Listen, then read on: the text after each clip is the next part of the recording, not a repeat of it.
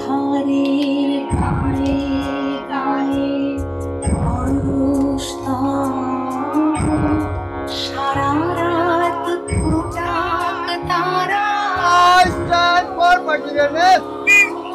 I stand for sympathy. We all stand for safeguard and আধারের গায়ে গায়ে মানুষ সারা রাত ফুটাক তারা। ভাবনা আধারের গায়ে গায়ে সারা রাত। সো এটা আমার থার্ড মেলা অ্যান্ড এই মানে প্রত্যেক মেলা থেকে আমি কিছু না কিছু শিখেছি।